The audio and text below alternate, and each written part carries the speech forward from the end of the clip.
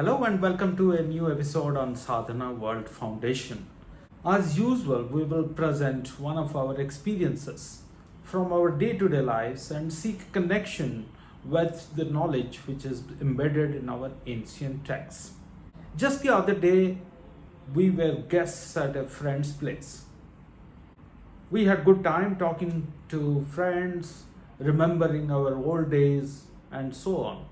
The next day morning, suddenly one of their domestic helps fell ill and the other one was unreachable.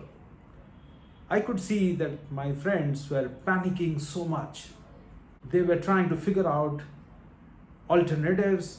They were calling those domestic helps again and again, but all of this wasn't useful. They were really stressed. I was just observing this and started thinking a little deeper. I was wondering, what are they really worried about? We are just friends. Why are they becoming so vulnerable to such a simple thing? Then I started thinking that as human beings, we suffer from various kinds of emotions, and of course, fear is one of them. So many times we feel inadequate. Probably we think that people will judge us.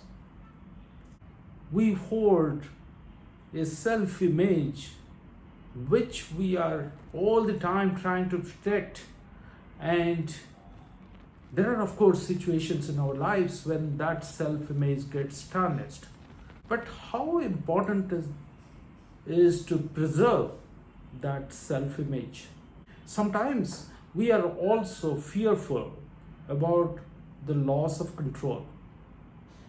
We are not in control of the situation, and hence we are thinking of various kind of situations, various kind of possibilities in our heads. It could be an issue with somebody's health. It could be with wealth, riches, with a very important event in somebody's life. All of this is understandable, but how we respond to it is the crucial aspect that I was thinking about.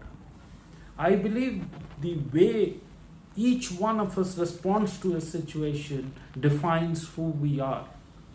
If we want to lead a happy and peaceful life in this world, we have to choose our response. We don't have to really live a life feeling fearful about our inadequacies or suffering from the fear that I am not in control, anything could happen. I don't really have to worry about the fear of being judged by someone else. Think of the neuroscience and psychological research which has happened. Human beings' old survival mechanism is either to fight with a problem or to run away from a problem or to freeze and hope that the problem goes away. This is our old survival mechanism. When human beings saw a danger, sensed a danger in the jungle, they either fought with the danger or they ran away from it or they just froze hoping that the danger passes. Probably those remnants of that are still in our lives. They do operate, but can we, being more knowledgeable, being wise, being educated, can we think little deeper? Many of us keep thinking that a catastrophe is going to come, but all of us know that catastrophes don't happen every day. So such catastrophic thinking, it's a simple thing of domestic helps disappearing on one day when you have guests at home. How do you respond to this situation? It's not a catastrophe. And why do we have to fight or flight or freeze and be really worried about it? Who's going to judge us? And if at all someone is judging, do we really need that person in our lives? Fortunately, science gives us various tools. to deal with this fear. So it gives a tool called exposure therapy. You slowly expose your mind to little bit of that problem, and over a period of time you get accustomed to that problem and you are no more fearful of that situation. Another way is that you question, am I really behaving well? That's the point of being educated and wise. We should be able to question ourselves, introspect, reflect on our own behaviors, and try to respond more meaningfully. And of course, there are techniques like mindfulness, living in the current moment, and dealing with it as situations emerge. So I thought about our ancient texts. Firstly, in Srimad Bhagavad Gita, Sri Krishna advises Arjuna that the outcomes are not in his control. He questions Arjuna if he is controlling the outcomes. He asks Arjuna to think about his attachments. Probably Arjuna was attached with the concept of his relationships with his cousins, with his gurus, with his friends, and so on. So he tells all of us that we need to learn to detach ourselves. We need to ignore the power of attachments.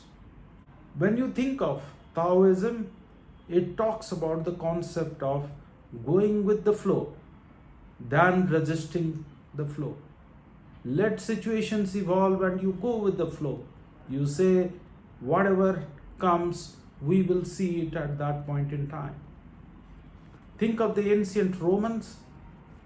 They knew that most of the thoughts which come to our mind, most of the fears which grip us are not real.